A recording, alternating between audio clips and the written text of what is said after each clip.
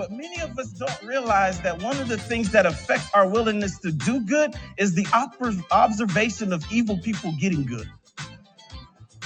So we just say, mind your business, that's all. And many people, they fail to realize, right, how you're choosing to do good is predicated on realizing that everything and everyone has a season. That's the underlining tone. That just because they're doing it the wrong way and you see them doing good, everything and everyone has a season. So don't get caught up trying to copy the pattern of someone who has seasonal success. Because your good will be compromised by how you see someone doing wrong and getting good. You ain't got to tell Pastor Brian, this is the Bible. Many of y'all have been steadfast in doing the right thing. And the biggest thing that's working against your willingness to continue in strength in doing the right thing is watching bad people get good. It's like, I might as well just cash in my chips too. And that's why he wants us to say, don't observe it. It's just the season. That grass will wither. Good morning and happy Thursday, Revealing Truth Ministries. Welcome to this Thursday morning Deeper Dive Live. We are live in the building with the livest live audience in all of Tampa Bay. We are here. You are here. We want to welcome you to the stream. Drop something in the chat so that we know that you're there. The Deeper Dive gives us the opportunity to attend to the things that God has said to us. We've determined to be people who are most blessed. This is a good Thursday. It's a good day. Pastor Brian is here in the building with us. Good morning, Hey, Pastor Brian. And we're here to continue our conversation from Tuesday. Yes, sir. From Sunday's message. Yes, sir. And relax, don't react. Relax, don't react. Relax, don't react. Yes, we're sir. in a sermon series titled Kingdom Currency. Yes, sir. And we're Tuesday we started just by dropping like a big picture. Like, here's the big picture. And I want to stay in that pocket just a little bit. But as I listened to the message from Sunday and the conversation from Tuesday, put me in this mindset. You tell me what you think about this. It's almost like, we are, and I believe that God does too, but we're using money to talk about something that's much more valuable. Absolutely. Right? Yes, sir. Yeah.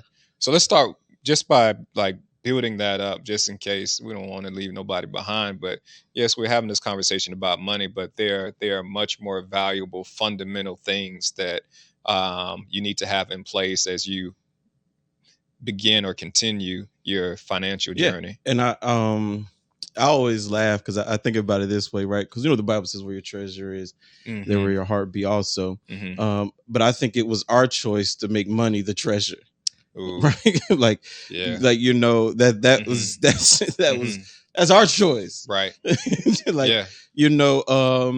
You could treasure anything, but let's just not kid ourselves.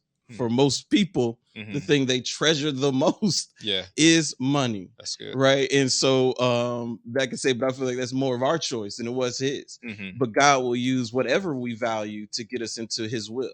That's good. And so I believe that that's where that all comes together. And that's where money becomes an essential conversation, not because it's the most valuable thing to God. It's just the thing we value most. Yeah. And so he's like, listen, I'm just using what you care about in order to get you to see who I am. Right. And he'll do that with anything. The thing is, we choose the money. Yeah. So if it was like God said, if you care that much about your car, I would use it. Right. If you cared that much about, anything, I would use that. Like God will use whatever he can, whenever possible, to get you into his will. We chose the money. Right. Right. So it seems like a good progression in changing our perspective is seeing money as a tool that I guess along the journey anyway, instead of seeing money as the end or the solution or the thing that's going to bring me joy, happiness, fulfillment, whatever. a good progression would be to see it. It's a tool. Yeah, and I think that that's where we kind of open it up by saying, like, not really wanted people, and we'll continue to talk about to see it, but it's like, why is it titled Kingdom Currency? Well, here's the thing: every nation has its currency, right?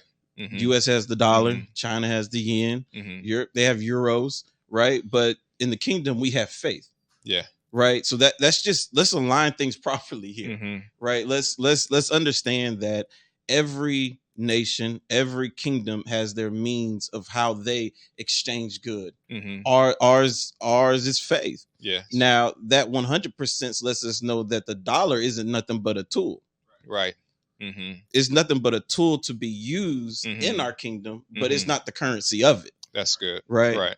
Put it in its proper place. Put it in its proper place. Throughout the message on Sunday, this one of the words that just continued to be repeated was resolve. Yeah. And us having a resolve. Where does resolve come from? How do we develop a resolve?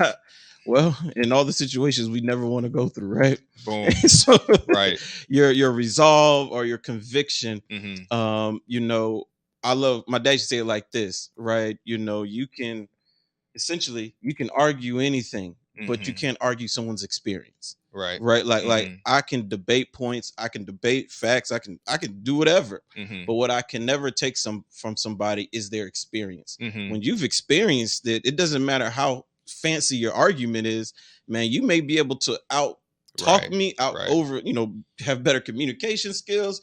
But when I've experienced it for myself, it will never be able to convince me of what I've actually touched. That's good. And so that's why when we start talking about resolve and conviction is best developed from what you have experienced. And that's why it says, unfortunately, those are the things that you normally wouldn't have never put yourself through. You would have never asked for. Right. You would have never requested. But if we all are honest with ourselves, it's in those moments where we gain the greatest conviction we walk in today. Absolutely. And it's just, I like to just say certain things. It just is what it is. It just, another one of those, we wouldn't choose it, but we know how it works. Right. And since we know how it works, don't fight it. Right. And so I say that to say, like you said on Sunday, like, people, it's like, man, don't question. Now, if you're facing a tough situation, gone through a tough situation, don't question it. You know exactly what tough situations do. Right. They build a conviction in you for where God's taking you. Yeah. And so it's like, man, just own that. Your own life tells you that. Right. Of course, now I'm just reflecting over my own life, right? Right. And I'm thinking about, I wouldn't have picked none of it. Like for me to be in the seat I'm sitting in today, I wouldn't have picked none of it. Right. But I didn't have a choice to choose. Right. Yeah. And that right there also, man, there's certain things that just indicate God's involvement. That's right. And when you start to see those things, they should build that resolve, right? They should build the resolve. Like, man, sometimes, like, I'll think of another thing, like the greatest fool walking around is the fool that is the one that's person that's just lying to themselves. You're just lying to yourself.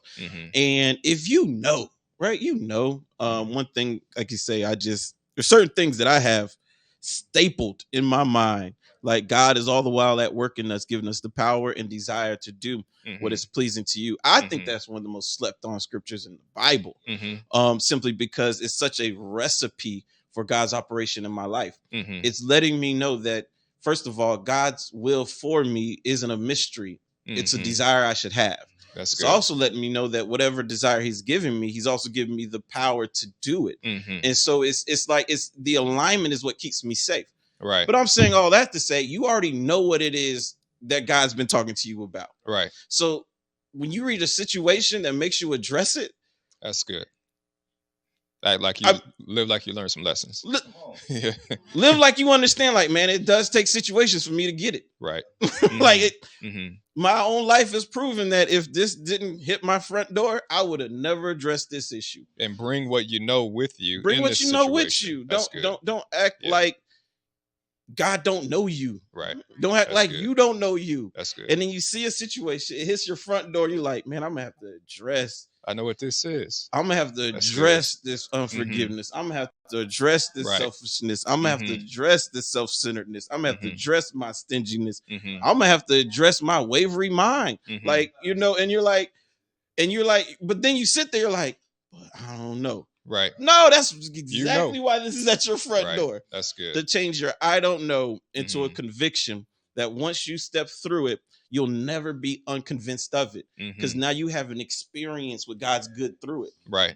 Like now you have an I'm capable. Now you're not living off of anybody else's testimony, but you have your own testimony to tell. And that is where, man, the Bible also tells us to whom much is given, much is required. And Jesus was speaking to his disciples. And I'll tell you, that had to be, I'm thinking about just like awkward moments in the Bible. That had to be an awkward moment.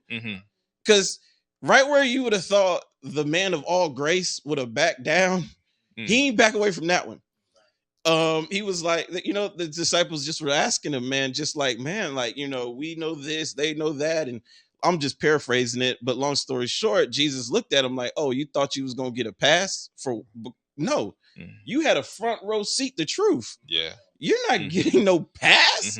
To whom much is given, much is required. You've gained much, so I'm expecting much. And so it's like, because we know that too, why would God stop our process of gaining knowledge, of gaining truth? Right. Because if you're expecting much, that means that much has to be deposited. If I'm expecting, it's like if I'm asking God, man, God, I want you to, you know, I'm just saying stuff I be hearing people say, but they'll be like, oh man, God, I want to be a multi-millionaire, right? Right. Then the thought that God gives them is stop going to Starbucks. And they're like, well, man, like Starbucks, that's just $4. And God's is like, if you're not faithful over a little, how make you? We know these things. You're right. And so it's like, what? Like, right? Let's just do it. Yeah, you know, that's my point. Is like, it's not out of pocket, and we be acting like God be out of pocket. Yeah.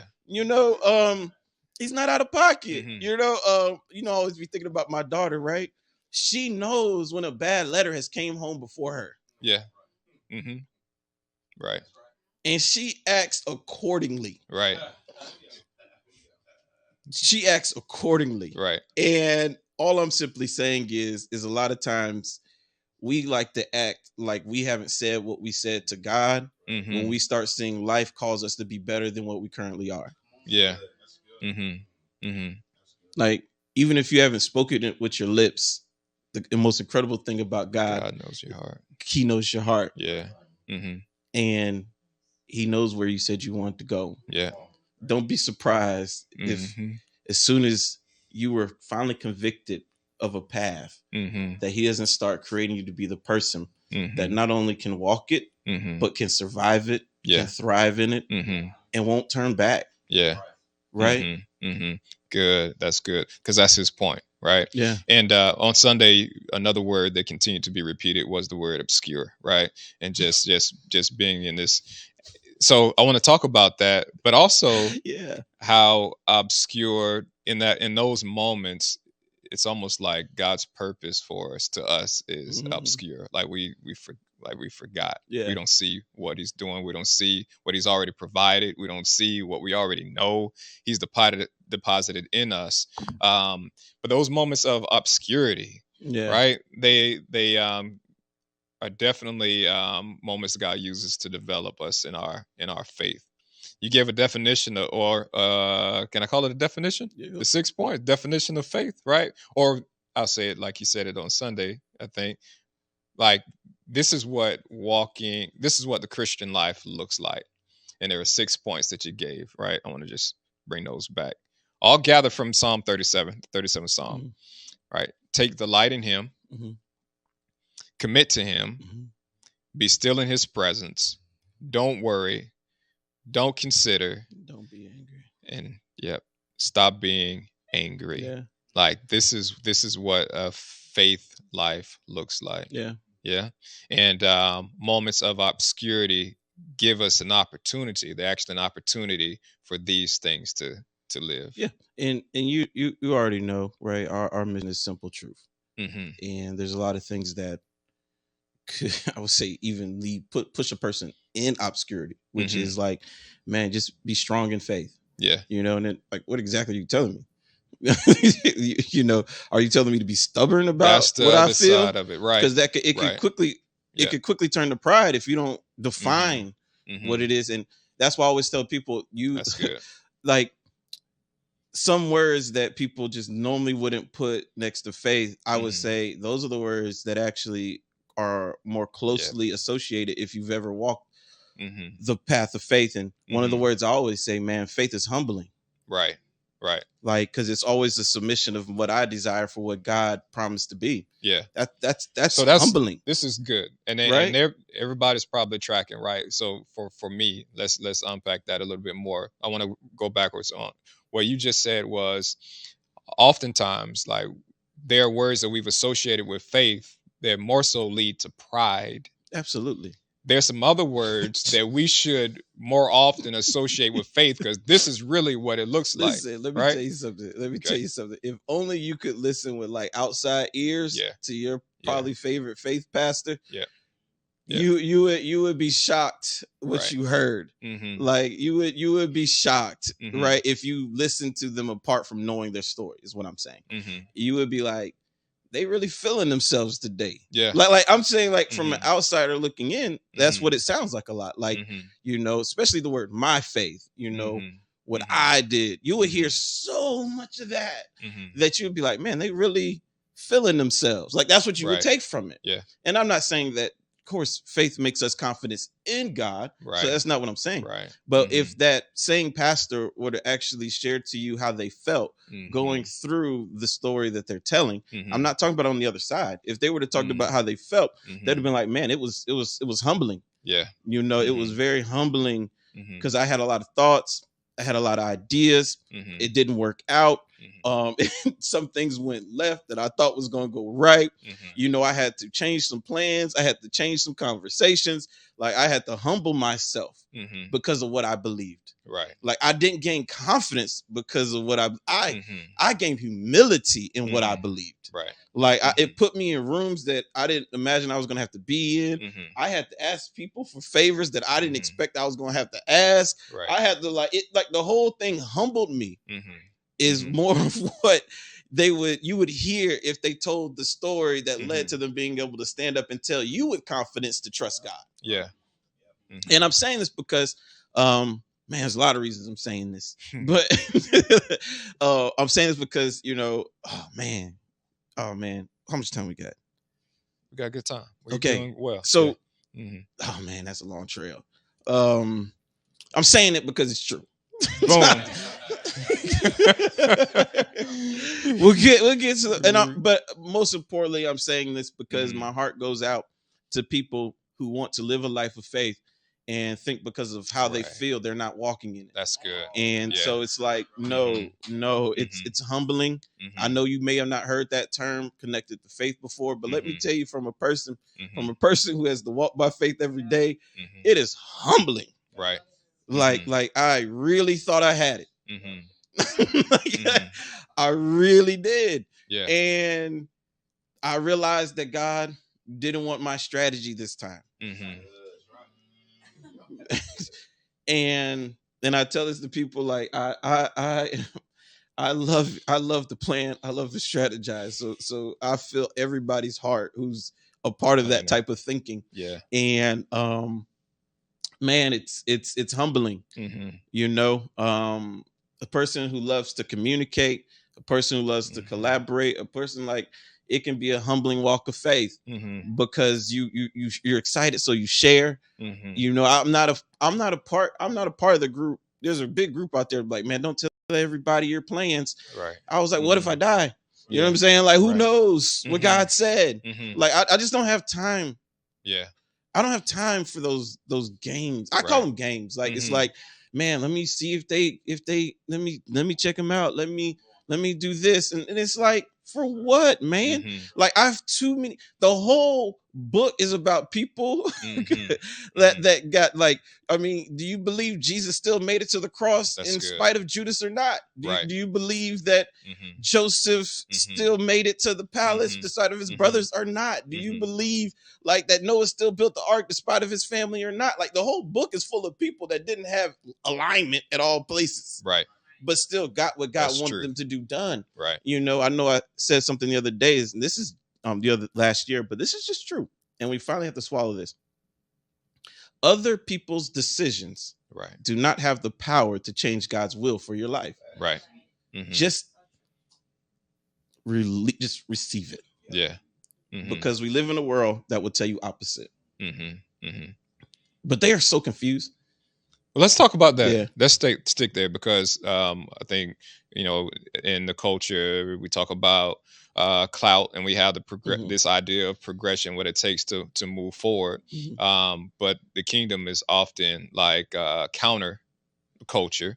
And the way that you say what you just said was like, we can control our environment, or we can make decisions that affect our environment, but God is always in control. Because you have to atmosphere. Exactly. Right. You know, you have to understand what is happening. I'm not saying that your choices and your decisions don't have impact. Clearly they do. Let's not, like, this is elementary, right? But what you can say is you have to hold that in, like, you can't be on both sides. Either mercy is real or it's not. Either favor is real or it's not. Grace is real or it's not. But we all know those things are real. Right. So what does that do? It makes me have to hold my I would say some people are so steadfast in the power of their choices that they've forgotten his grace. Got it. Yeah. And so I'm saying, like, your choices matter, but his grace is more powerful. Right. And so you can't be as stuck as you sound. Because because this is what you hear a lot of people say, right? They talk about faith, they talk about grace, they talk about mercy, but then they talk about how incredibly powerful your decisions are. Well, I said, well, do you not understand that if you say it like that, that you are going to easily, that person is going to feel condemnation when they don't make a right decision. Right. Because you outweighed it. And so the point was, well, what are we really trying to say? That was my thing. I was like, well, God, you can't tell people choices don't matter, because we know they do. Right. And I said, so what are you trying to say? And he says, Brian, it's just this simple: atmospheres and altitudes. Your choices determine the atmosphere, but only I can set your altitude. Got it. Like where I have set your life to go, it's going to go. Yeah. The atmosphere that you have as you're progressing, those are your choices. Yeah. Like, God will, and I tell you all the time, like, if God called you to be a minister, you're going to be a minister, and he's going to do everything around you to bring that to pass. Now, whether or not you're ministering in Texas, whether or not you're ministering at a school, whether or not you're ministering in prison, or whether or not you're ministering in a church, has a lot to do with your choices. Yeah. But the Bible tells us that God is not like man. He's not going to revoke his gifts and callings. Right. And so, like, that's with you. Now, where you may be doing it, like, if you choose to bring a fool with you, then that fool is your choice. Yeah. You can be blessed with a fool. Right. But blessing is God's part. The fool with you is your choice. Right? Yeah. Like, God provided, but you didn't have a budget. Budget your choice, provision his part. Right? Like, it's the atmosphere, but it's not the altitude. An easier example, I always have this example with it. Like, if that's a good one. We all ride planes. Just see the plane as God's will for your life. All you got to do is get on the plane. No one on the plane sets the actual height. That's what the pilot does. Pilot is God. Who'd you bring on your plane, though? Right. That's your choice. You can bring your trouble, your trauma, your drop. You can bring whatever you want on the plane. And it's still going to go. You packed your own bag. it's still gonna go right where God set for it to go. Right. What you experience as it's rising, that depends on what you decided to bring with you. Yeah. And it's so easy. That can make it seem like you haven't even left the ground. Yeah. Some of the things we bring with us can make it seem like we haven't even left the ground. Right. Yeah. But we have to give God his props. And I like I say, and I said this on Tuesday, I have absolute refusal to process any thought that's against the fact that God is everything he said that he is. Right. Nope. So that's you can't be on both sides. You know what I'm saying? Right. You know, and like I say, either Daniel made out the lion's den or he didn't. Right. Right. Right. We read these things, but what do these things tell us? I mean, like the whole Old Testament is full of just like, you're right. You're gonna make it. Yeah. If your family lies on you, you can still make it. Yeah. Nobody supports you, you can still make it. The whole Old Testament. I'm gonna say this in my last 2 minutes. I get to drop that part, but the whole Old Testament lets us know that you're gonna make it. What do we start seeing in the New Testament? Right, and so this is so powerful to me. It's like if you look at, and I probably best said Old Covenant, New Covenant, right? But if you look at it before the sacrifice of Christ, before the Holy Spirit indwelling us, before essentially victory was won, in the Old Covenant, there was always a question mark of could it happen? Well, in the New Testament, they know that the victory's already been won. And so like what you hear from Paul, what you hear from all the writers is an addressing of your feelings. Even though I'm struck down, I'm not destroyed. Even though I'm confused, he's still with me. Why do we see that transition? Because victory's already been won. The only thing Satan can do is get you so confused about how you feel going through that you choose to quit. That's good. And so that's why we have to talk about faith through the lens of how it feels. Right. Because if people don't know how it feels, if Paul wouldn't have ever told us that even though you're struck down, you could get back up, we would think that people of faith never hit the ground. Right. But he said, no, sometimes it feels right like that. But that doesn't mean that that's the final story. Yeah. Keep going. Yeah. That's good. God's doing something with that. That's good. Yeah. Doesn't change victory. That's good. That's good. Are we out of time? We are out of time for today. We are. But that was great. Give God some praise for that. That was good. Good stuff. Today's a good day. It's a great Thursday. As you go through it knowing that God loves you. We love you. Keep attending and keep being most blessed. We'll see you soon.